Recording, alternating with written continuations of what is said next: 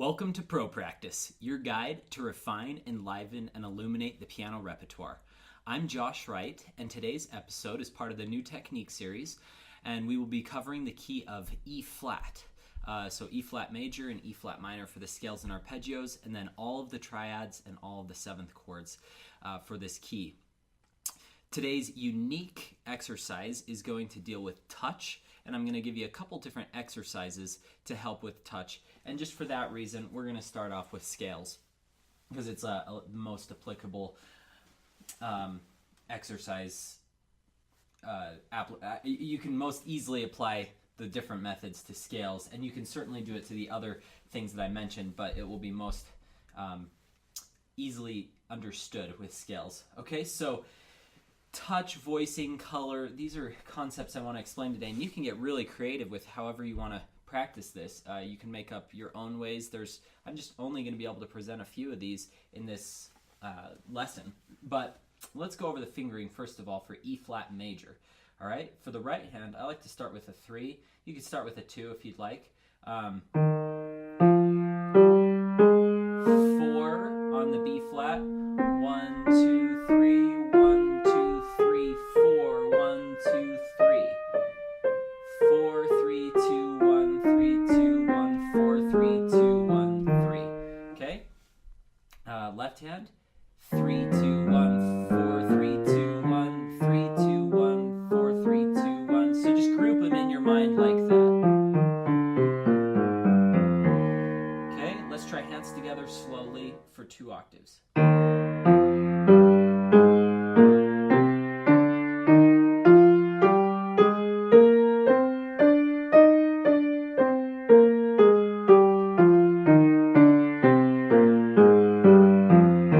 So I've mentioned this in just about every video. You want to focus on where your 4th finger goes because it only comes once per octave. So in the left hand it comes on A flats. So if you notice your fingering's getting off, it's probably because you're crossing over to a 4 on something other than A flat, or you're crossing over to a 3 on A flat, and that's screwing up your fingering.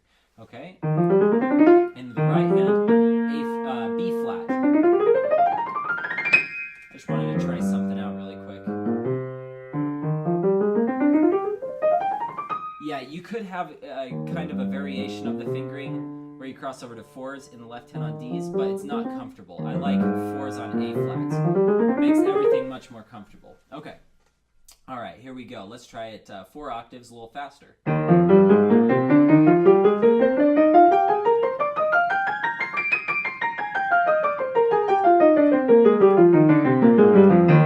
Okay, let's get into one of these types of exercises. One thing that I like to teach students to help their scales get very perfect so far as touch and releasing evenly is this exercise called the overlapping exercise. I've mentioned in some of my other videos before. All you do is, first of all, the symptom is sometimes students do this.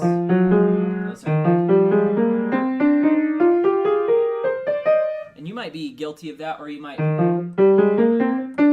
have little gaps, or you might be overlapping too much. How do you get rid of that? The best exercise I've found is just this little overlapping thing. Okay, what we're going to do is we're going to overlap, and then we're going to release the previous note.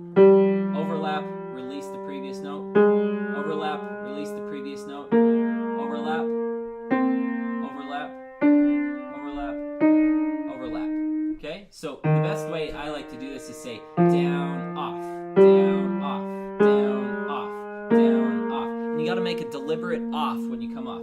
Down, off, down, off, down, off, down, off, down, off, down, off, off, down, off, down, off, down, off, and then you'd come back down. As you get better, down, off, down, off, down, off, down, off, down, off, down, off, down, off, and so forth, and down, off, down, off, down, off, down. And then it becomes just second nature to have the perfect releases. Okay, let's try that.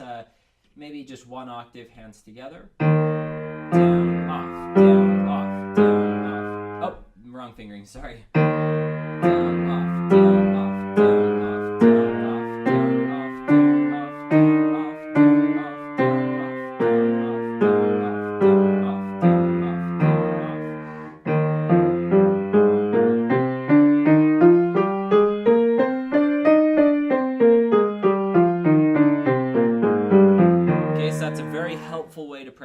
scales.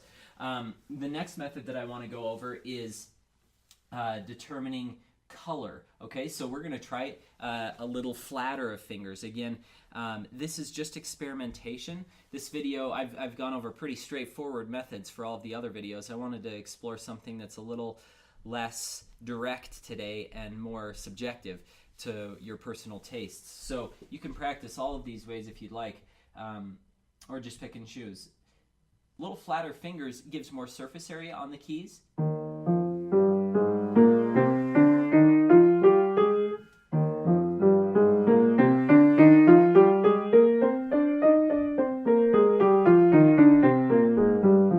can hear little waves of sound in there, little waves of color, and the touch is less. Here, I'll play the same dynamic level versus. Can you hear the difference? The flatter fingers give us a little more soft, even, blurry sound. Really great for something like Ravel.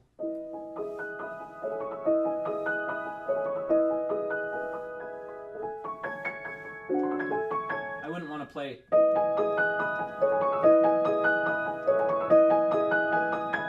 Sounds too vertical. You want it to be very gentle. Same thing in Ondine. That was Jadot by Ravel. This is Ondine by Ravel.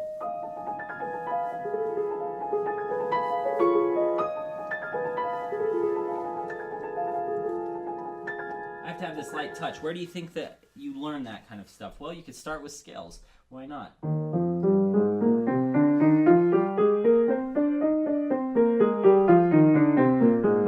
Again, I like to have those those little fluctuations in the sound so that you don't just practice dead sound. Because that just sounds dead, but if you have.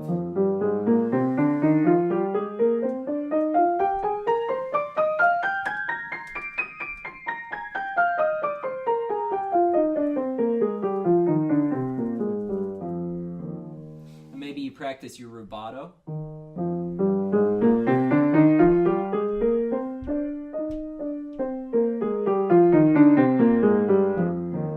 How gradual you can make that. I remember one of the greatest examples I've ever heard about rubato, which means the pushing and pulling of time. In Italian, I believe the root word is rubar or robar, which means to rob. So that's what it's referring to. Is Heinrich Neuhaus said, a pianist is never a thief. He gives back what he takes away. So if you steal away time, you give it back, or vice versa. If you lend it out, you have to take it back. And so one thing that he said, he gave two images that are just brilliant. He said, I like to think of a train gradually coming through the station, away from the station, and then it gradually speeds up, but you can't really tell exactly the moment. Like, there's never a moment where they like press on the gas and shoot forward. It's like very gradual. And at the beginning, it's slower than you would imagine, and then it starts picking up a little quicker than you'd imagine. That's good rubato. Another one he said for the opposite, rather than speeding up, is to think of a sink dripping. You know, like just dripping into a sink, just a faucet dripping. And I thought that was also brilliant to help you kind of slow down gradually. That's a great image to remember. So let's try a little bit of rubato here with this nice, beautiful color.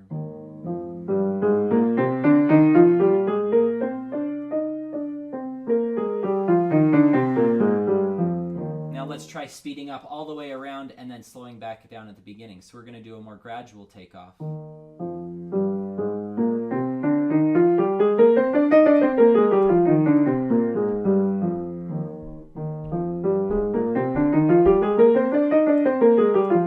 See, I didn't have a poking out note on the top that time. That's what bothered me. That's why I was doing it again.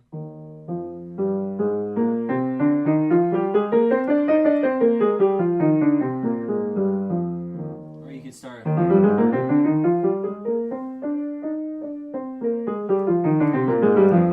All sorts of these ways. People often think that scales are just this like monotonous exercise, and they're not. You can do so many fun things with them. Let's move on to E flat minor. Okay, 3, 1, 2, 3, 4, 1, 2, 3, 2, 3, 4, 1, 2, 3, 2, 1, 4, Left hand, 2, 1, 4, 3, 2, 1, 3, 2, 1, 4, 3, 2, 1, 3, 2, 1, 4, 3, 2, 1, 3,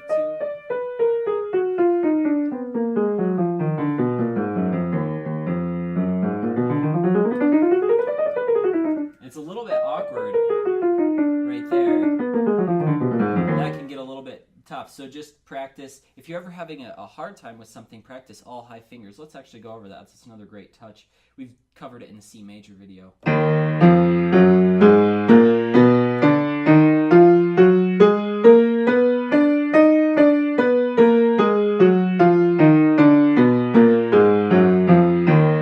want to go over another touch that during the Baroque era they called purling. It's a slightly disconnected approach, but it's not like, it's not finger staccato.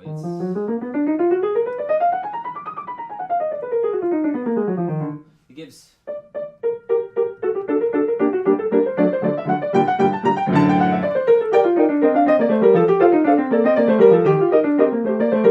If you were going more for that type of sound, rather than a little too legato, if you didn't like that as much. This is really great for creating fleeting sounds. Okay, so the way you do it is, first of all, I probably would do finger staccato just to learn it. Sorry, I'm letting minor here. And then slightly more connected.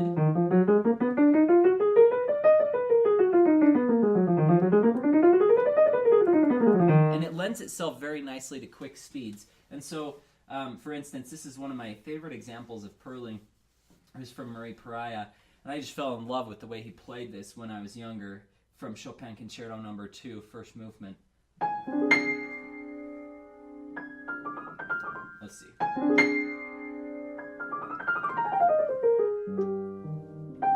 See how amazing that sounds? It sounds like little raindrops falling down. And I tried and tried and tried, and I asked my teacher, how does he do that? And she just said, oh, you know, he has a master of touch, but she's like, listen and figure it out yourself. So I did, and finally I started realizing there was tiny, tiny, tiny bits of space in between his keys. Same thing if you listen to the beginning of his Mozart, E flat major, K271. However that goes.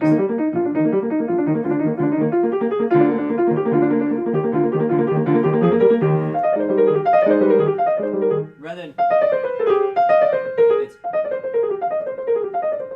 okay, so it's a wonderful method to help you get nice light touch.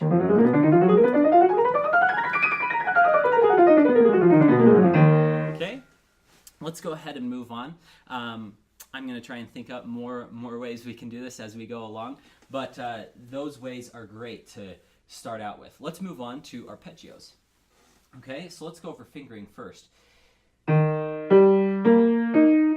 you can start with a 4 if you want, but 3 is more comfortable, and then it's 1, 2, 4, 1, 2, 4, 1, 2, 4, 1, 2, 4. Okay, and then 2, 1, 4, 2, 1, 4, 2, 1, 4, 2, 1. Okay, hands together.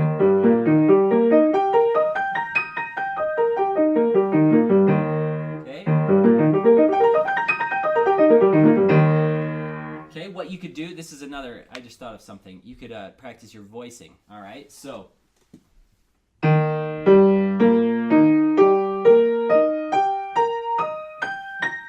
loud right hand, soft left hand. And then left.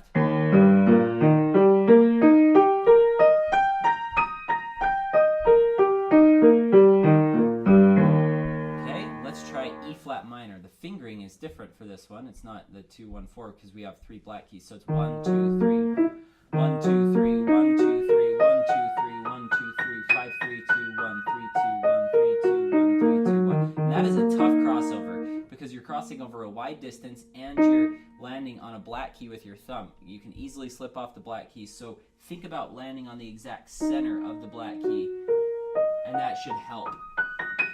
Left hand, 5, 4, 2, 1, 4, 2, 1, 4, 2, 1, 4, 2, 1. let's try a combination of the touches we've gone over so far. So let's do high fingers in the right hand and nice and soft in the left hand.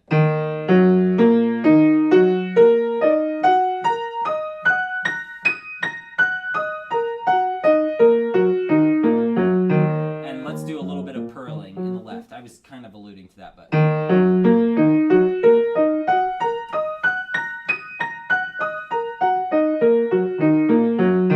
Okay, let's do the opposite.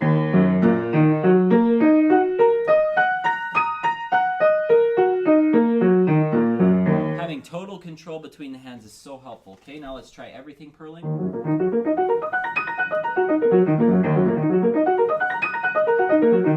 Let's give a nice legato, very colorful.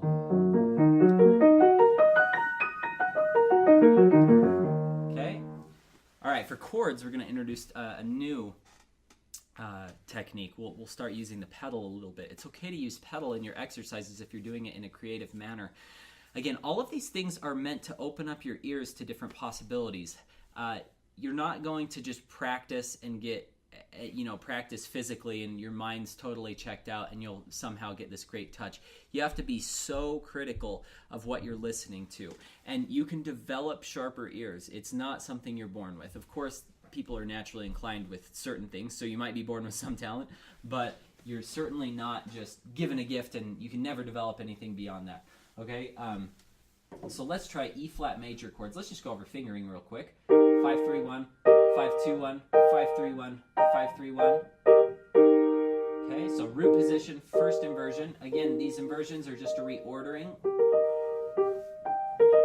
If I'm going too fast, check out my C major video. It goes over everything slowly. Try left hand. 5-3-1, 5-3-1, 5-2-1, 5-3-1. 5-2-1.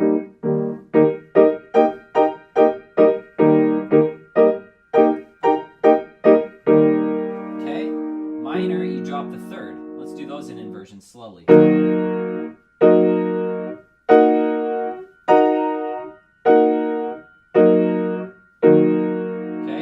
diminished, drop the fifth. Try to keep that same fingering. Augmented, you can change your fingering to all 5-3-1 because it's spaced out a little differently. I find that's most comfortable in my hands. It might not be in your hands.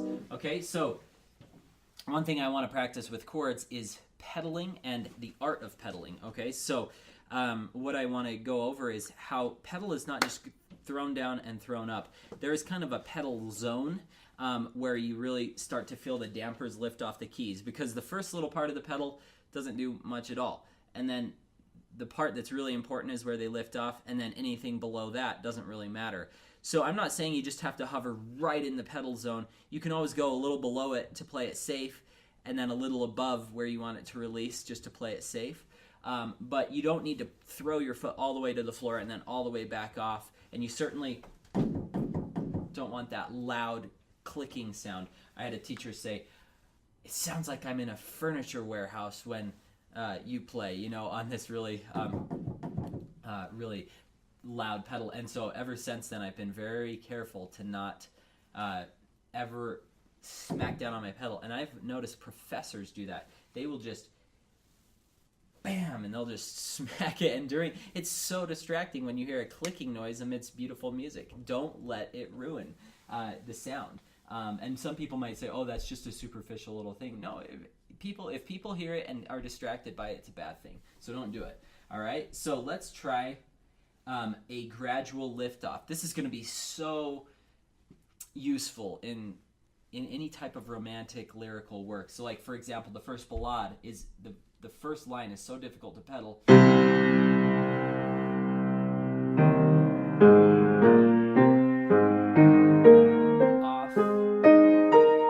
Off, so you gradually clear it. You don't want to come off too abruptly.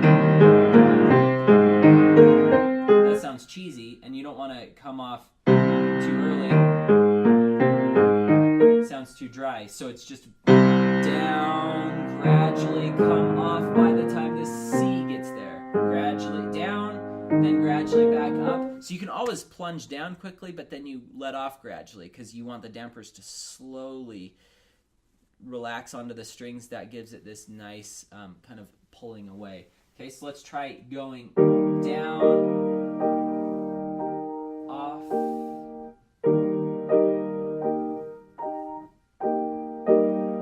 It's kind of harder to do with chords, but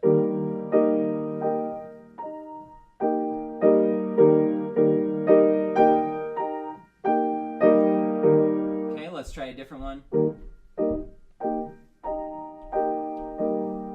Okay, so let's do really kind of like almost like a Tchaikovsky, very gentle, like Dance of the Sugar Plum Fairies touch, and then cover it with pedal. Another thing I want to introduce with these chords is the difference. It's hard to hear, and especially on a video it'll be even harder to hear than live, but listen to the difference.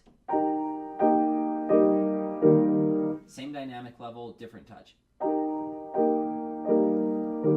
See how the second one's more mellow?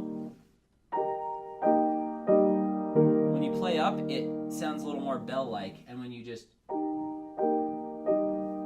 play down, it sounds more mellow. So experiment with those touches. Let's try minor.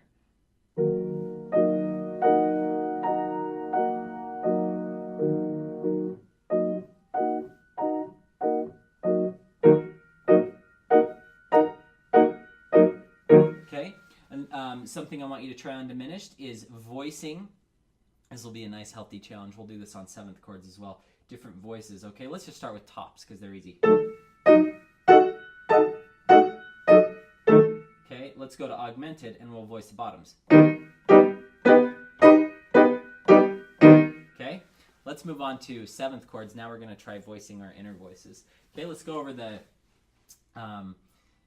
chords and fingering first. Okay, so as with all our 7th chords we've done previously, start with your major triad, go to an octave on top, then step down a half step to find E flat major 7. Okay, to find dominant, step down a half step on the 7th. E flat, G, B flat, D flat. Okay, to find minor, step down a half step on your 3rd, E flat, G flat, B flat, D flat. To find half diminished, go down here, E flat, G flat, B double flat. It's not A natural because remember you got to keep them stacked in thirds, so you have to manipulate your original tones E, G, B, D. So you have to keep those and then just manipulate what those do. So this is, if you have to manipulate this, you have to call this some type of B manipulation. Well, it's B double flat. Okay, and then this one, D double flat, E flat, G flat, B double flat, D double flat. Okay? All right. So that's your fully diminished 7, half diminished, minor, dominant, major. Okay? Let's try those hands together. Drop your 3rd, 5th, 7th. Okay? All right. Now, let's just try this hands alone to start with. As you get better, you'll be able to do it hands together. But maybe let's take this one. This feels nice, and this might be a good one to start with, this E flat minor, because everything's on black keys, and you won't have differing heights of your keys because the black keys are up higher than your whites, so that might affect it. So maybe doing this to start out with will be helpful. Okay, let's try voicing our 3rd finger. If you want a good exercise to start, try staccatoing everything else.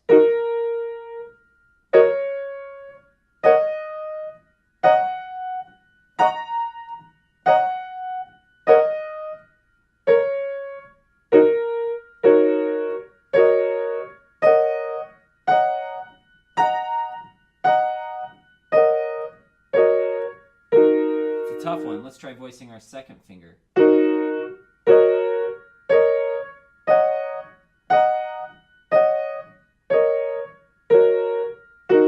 If you feel like your finger is protruding a little bit more and the other fingers, the finger you want to voice and the other fingers are lighter, that should help.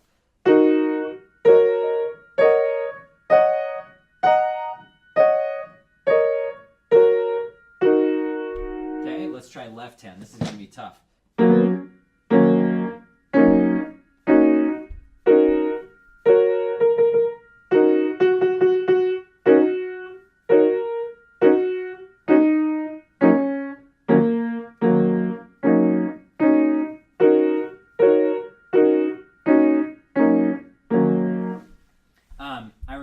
this little exercise that a teacher gave us one time.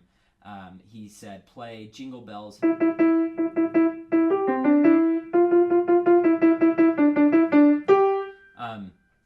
In this texture.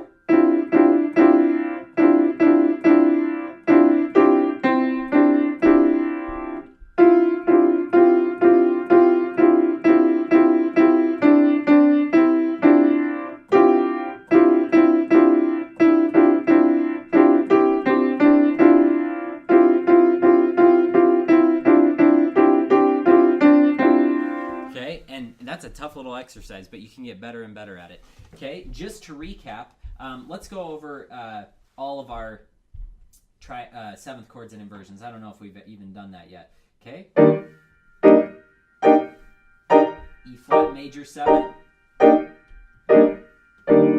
the 7th to dominant,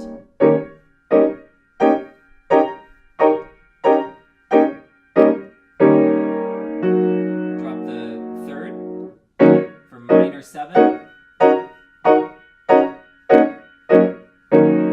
drop the 5th for half diminished, drop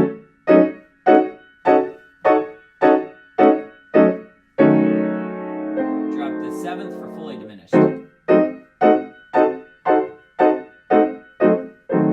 Okay, let's go over everything else real quick. Okay, E flat triads.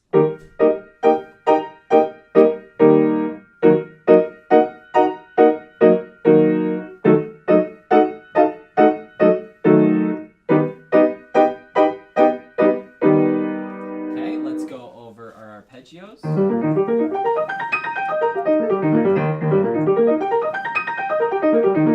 E flat minor. Okay, E flat major scale.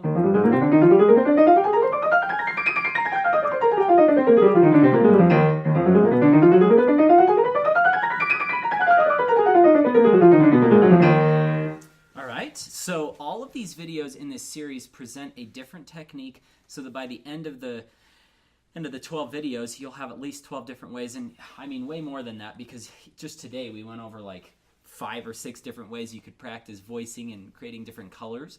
I hope the video has been helpful.